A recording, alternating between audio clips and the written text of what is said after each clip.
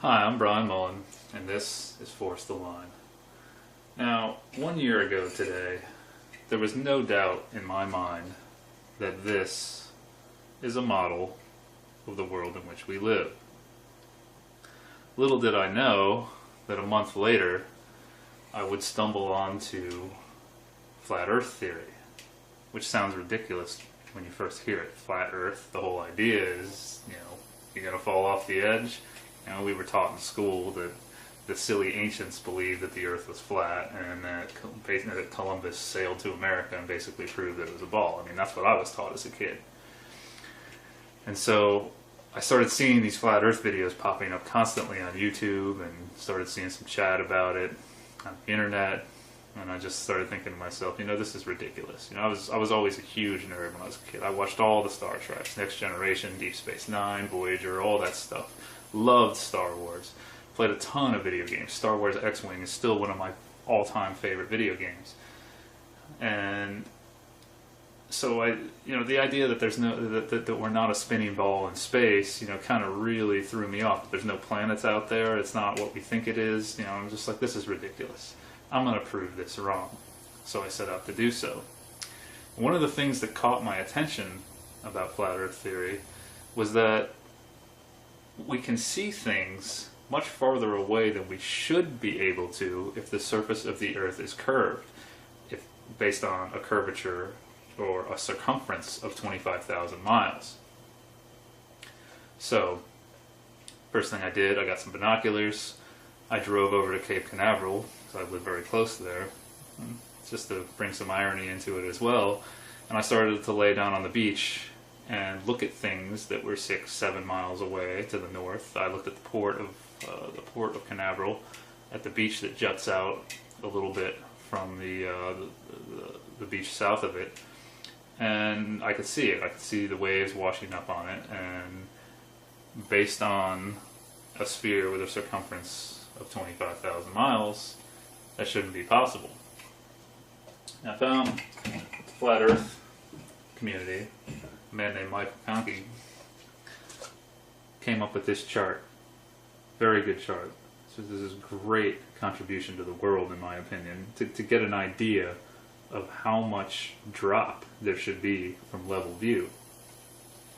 Okay? To help you visualize what this is saying is, if you were to draw in AutoCAD or any other drafting software, MicroStation or anything else, a circle with a radius of 3,959 miles, and then draw a line tangent to that circle, at every mile from that tangent point you should see so much drop. Now that tangent line is assuming that your view is level. When you look out over a surface of water, your view is level. I think it's level, right? People argue that when you're looking at things in the distance, you're actually looking down, and that this isn't right. But I think my view is level. When I'm standing here upright and looking out, I think my view is pretty much level. And I see things across a body of water. I don't think I'm looking down at them. But the real proof for me came when I went to Lake Apopka in Florida, the second largest lake in Florida. There are areas of the lake where there's an 8-mile stretch across. I took my telescope out there, and I set it. I actually put the tripod in the water, and I set the telescope about 3 feet above the surface of the water, and I could see the shore on the other side. And that doesn't make any sense, because when you look at the curvature chart, you can see that at 8 miles, there should be roughly a 42-foot drop, right? Almost 43 feet. Now, subtracting the height of my telescope, because it's above the water, take about 3 feet, roughly there should be a little under a 40-foot drop to the shore on the other side. But I could see it. I shouldn't be able to see it. There should be a curve of water in the way. This was the biggest problem I found. And then I started observing the sky. I had taken astronomy a few years ago, and I'd always questioned, I'd walk out of astronomy, I took it in the fall, and I'd walk out after class, after discussing galaxies and nebulas and all these things, and I'd just look at the sky and just like, where is this stuff? Of course, back then I just thought I needed a more powerful telescope or access to the Hubble, which I have questions of whether that thing even exists now. But I don't know. I couldn't prove it wrong. I couldn't prove flat Earth theory wrong. I thought it would be so easy to do, and it was actually very difficult to do.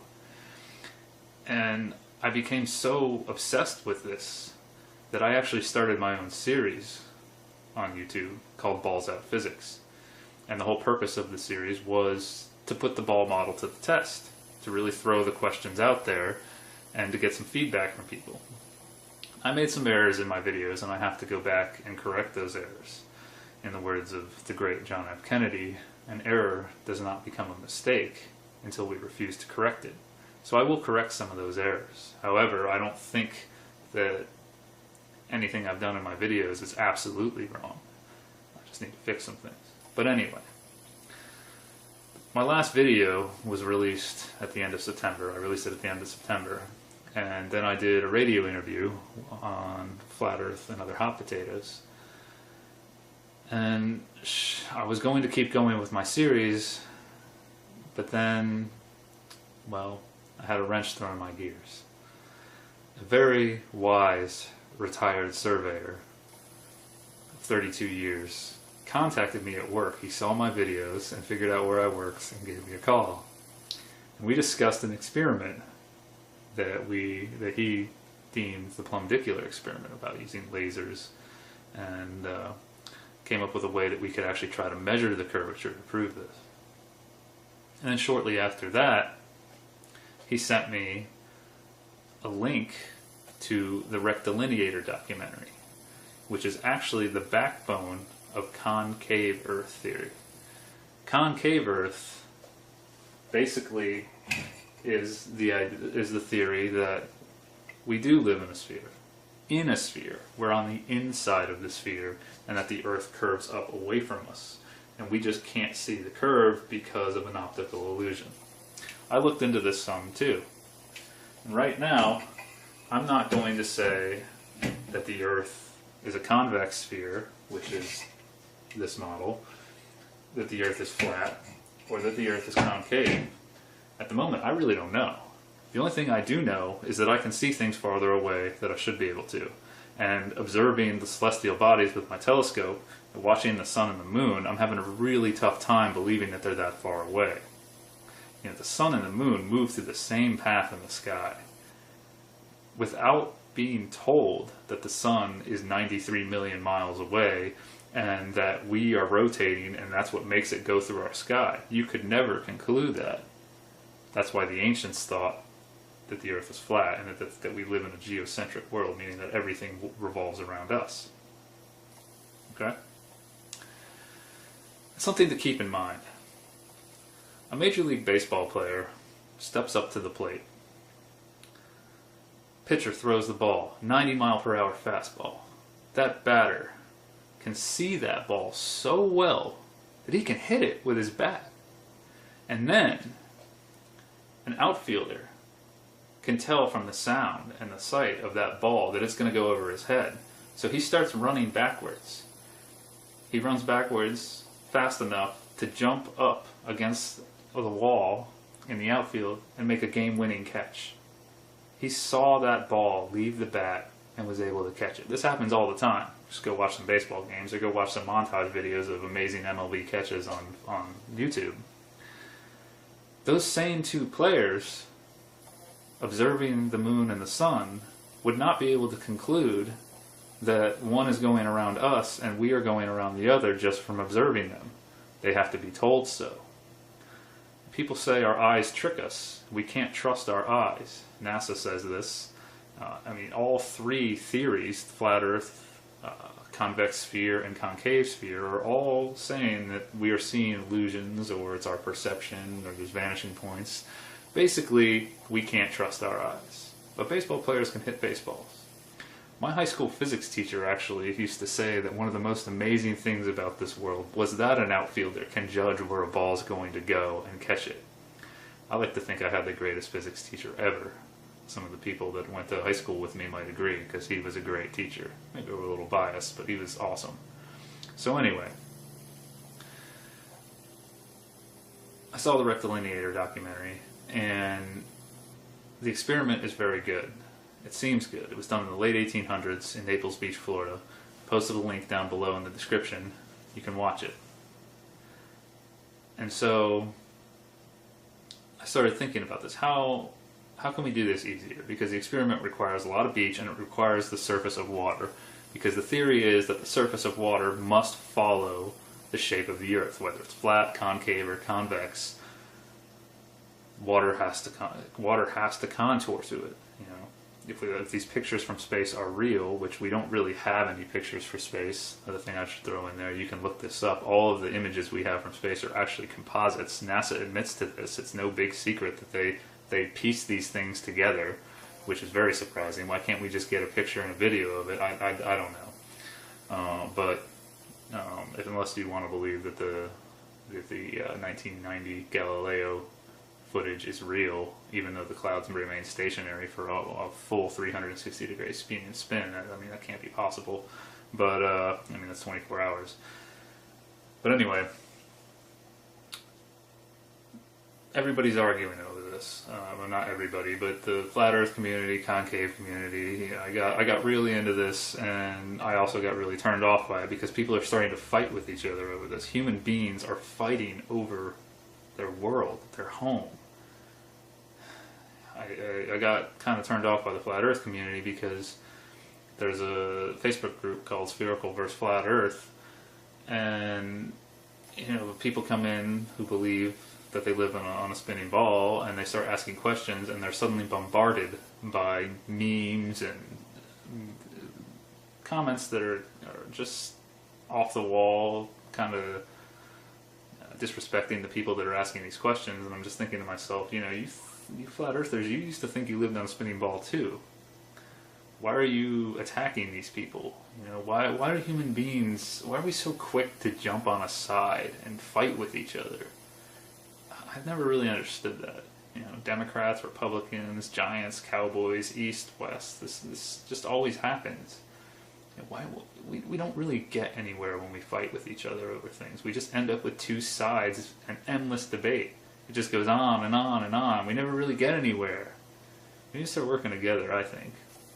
So, anyway, our eyes cannot be trusted. That's the general consensus. We're being deceived. We cannot trust our own eyes.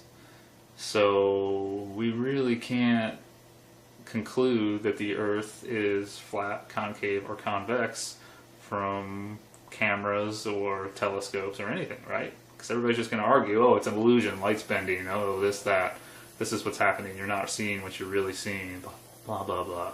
So, why don't we just measure it? I started thinking about the rectilinear experiment. I started thinking of easier ways to do it. Existing structures like bridge piers we could use to try to build a rectilinear type device over the surface of water and measure the distance to the water. But the more I kept thinking about it, and I'm a structural engineer, so I deal a lot with erecting structures and how much it costs and blah blah blah. I just couldn't come up with a cheap way to do this. And then for some reason about a week ago I was tying my shoes getting ready for work, and it hit me. We don't need water. There's actually a very easy way to do this, and that's what I'm going to call force the line, or the force the line experiment. No offense to the rectilineator, but in this day and age that's not really a good name. People are going to make fun of the rectilineator for obvious reasons. So this is force the line. Here's my idea. What we do is we need 2 miles of relatively flat land, or it's easier if we use flat land. I'm thinking Oklahoma, Nebraska.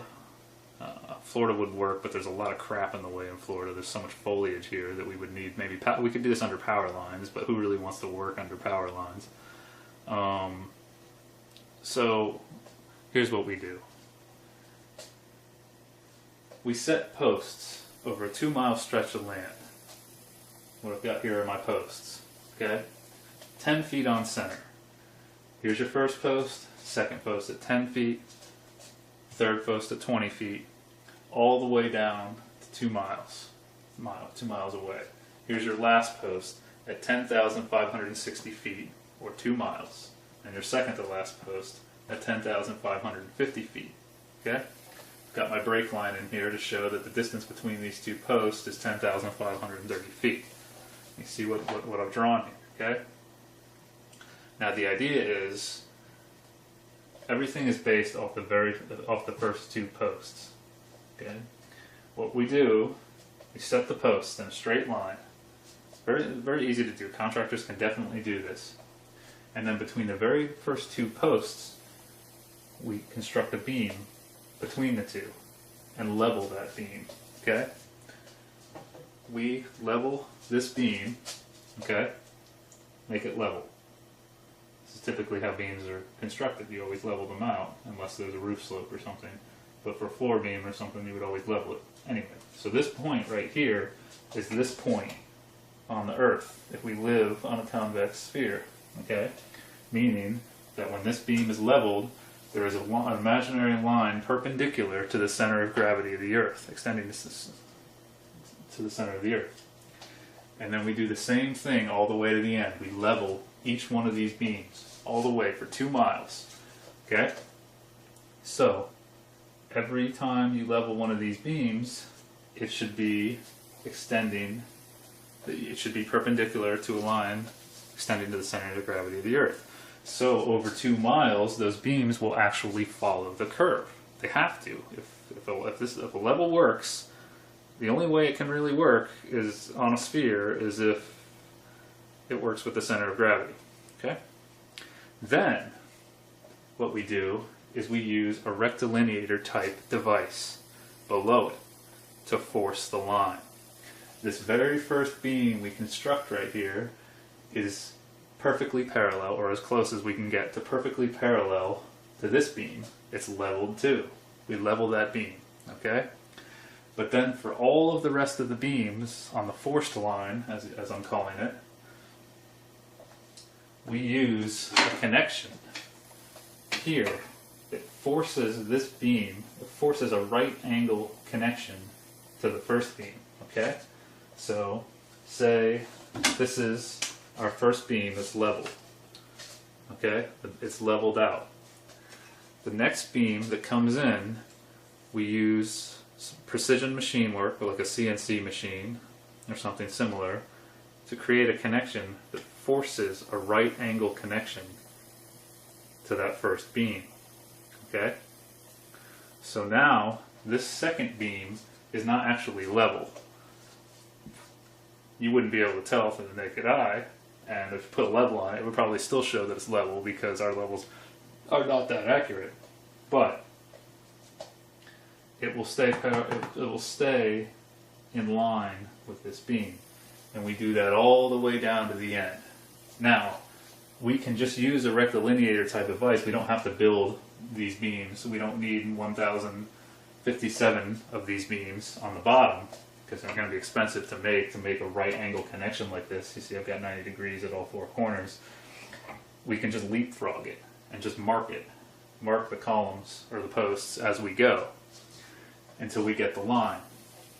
Now if the Earth is a sphere with a circumference of 25,000 miles, then over 2 miles we should see from this point to this point a drop of roughly 32 inches. You can draw this in AutoCAD and prove it.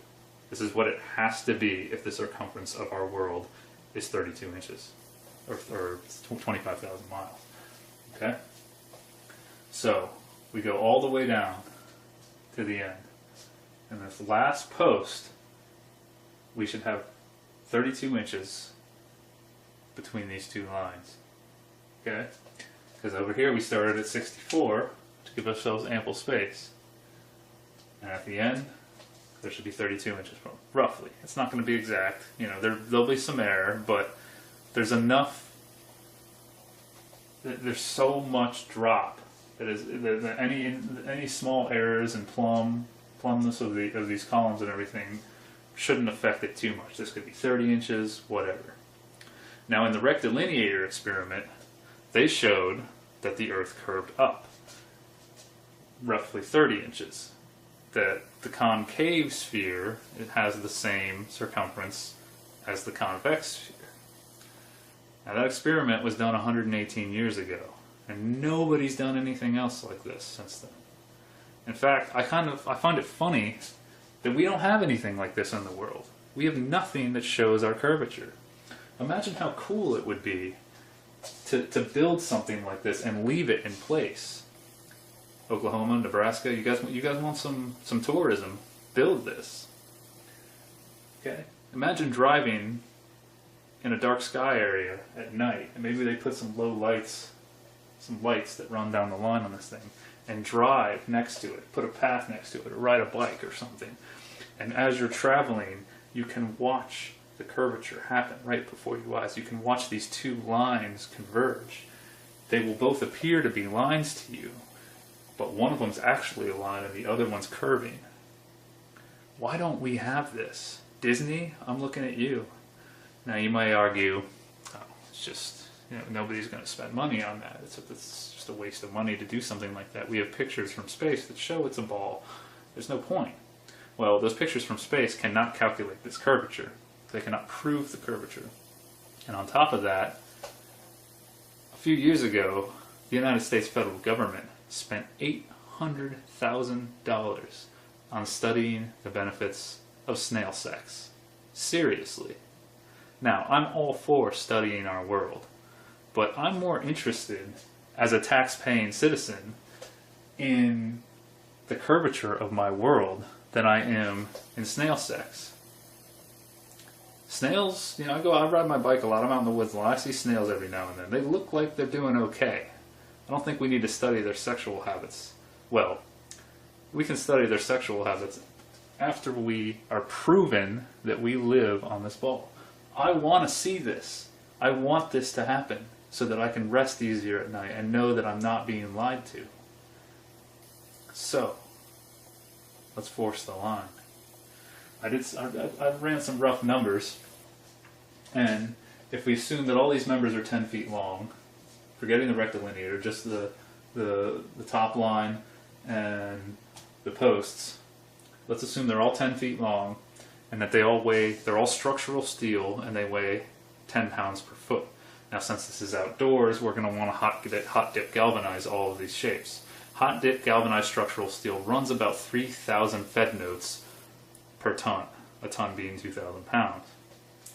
So, adding all that up, we need 1,056 plus 1 posts, so 1,057 posts, and 1,056 beams. You get around $317,000. That's a lot less than what we spent on studying snail sex. And we could do this cheaper too if we put some serious engineering work into it. They don't need the structural steel members weighing 10 pounds per foot. That's very conservative. We could make it better than that, but I'm just throwing some numbers out there. And then we also have to build this rectilineator type device, which then you could throw another $100,000 in there for that thing because it's going to take some very precision machining to build it. But we can do it. But who I'm really looking at is what about Disney? You guys have all that land south of Orlando. You've got Epcot Center that with the Epcot ball that shows us it's a small world after all. Show us how small it is. Why don't we have this? Why don't we have this? I don't know. Let's force the line. Let's stop arguing about what we're seeing and measure it mechanically. Let's find our curvature or no curvature. To be able to drive next to this and look up at the universe and shake your fist and say, hey, we're not so small after all. That's only 32 inches and 2 miles. What? We ain't that small, right? Are we going to see this? If we do this? I think this experiment would work. I've thought about this a lot. I don't think there's any real flaw in this. Please tell me if you see a flaw in it. But I think that this simple tool that we've been using for a very long time can show us the truth. Just a level. That's all we need, really. And of course, some precision machining to make the rectilinear type device. But simplicity is what's important. A simple way to measure the curvature. And we can construct these things all over the world. You know, Neil deGrasse Tyson is now telling us that we're not a perfect sphere as it appears from space, that we are an oblate spheroid, or more like a pear shape. Well, let's figure out how much of a pear we are. If we build these things across flat surfaces of land, I mean, you could do this in the mountains, you would just need really long poles. But if we built this all over the world, built these things all over the world and got our numbers and started comparing and really kept building them over and over so we get really good at building them and improving the accuracy of the measurements, we could really get an idea of what our world is, of how much it curves, so we could model it better. You know, globes probably, if it's an oblate spheroid as we're told, wouldn't be a perfect sphere like this. We'd actually be able to show where it's not a perfect sphere, because we've measured it, we've done it, if this is it. Now, if the Earth is actually flat, then starting at 64 inches here, you would end with 64 inches here. There would be no drop, it would stay the same. If the Earth is concave, then you would actually end up with 64 inches plus 32 inches, the blue line would be up here somewhere, because it would show a curve up. Very simple. Let's do it. These governments around the world are just taking money from us and doing all kinds of things. You know, whether that money that was used to study snail sex really went to study snail sex, I have my doubts. Who knows? I work in the public sector, and I've seen enormous amounts of embezzlements and wastes of money, and it's just incredible to me. So, let's spend the money on something that would prove to us the world we live in, and I think this would actually bring humanity together pretty well. Every country could show off our curve. You know, curves so much in China, it curves this much here. How cool would that be? Disney, build this. Peace. That Columbus sailed to America and basically proved that it was a ball. I mean, that's what I was taught as a kid. And so I started seeing these flat earth videos popping up constantly on YouTube, and started seeing some chat about it on the internet, and I just started thinking to myself, you know, this is ridiculous. You know, I was always a huge nerd when I was a kid. I watched all the Star Treks, Next Generation, Deep Space Nine, Voyager, all that stuff. Loved Star Wars. Played a ton of video games. Star Wars X-Wing is still one of my all-time favorite video games. And so you know, the idea that there's that we're not over to Cape Canaveral, because I live very close there, just to bring some irony into it as well. And I started to lay down on the beach and look at things that were 6-7 miles away to the north. I looked at the port of Canaveral, at the beach that juts out a little bit from the beach south of it, and I could see it. I could see the waves washing up on it, and based on a sphere with a circumference of 25,000 miles, that shouldn't be possible. Now, I found flat Earth on a spinning ball in space, you know, kind of really threw me off. There's no planets out there. It's not what we think it is. You know, I'm just like, this is ridiculous. I'm going to prove this wrong. So I set out to do so. One of the things that caught my attention about flat Earth theory was that we can see things much farther away than we should be able to if the surface of the Earth is curved, if based on a curvature or a circumference of 25,000 miles. So, first thing I did, I got some binoculars, I drove over. Hi, I'm Brain Mullin, and this is Force the Line. Now, 1 year ago today, there was no doubt in my mind that this is a model of the world in which we live.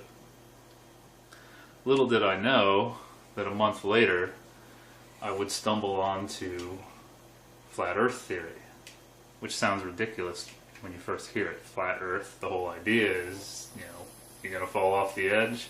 You know, we were taught in school that the silly ancients believed that the Earth was flat, and that community, a man named Thanky, came up with this chart.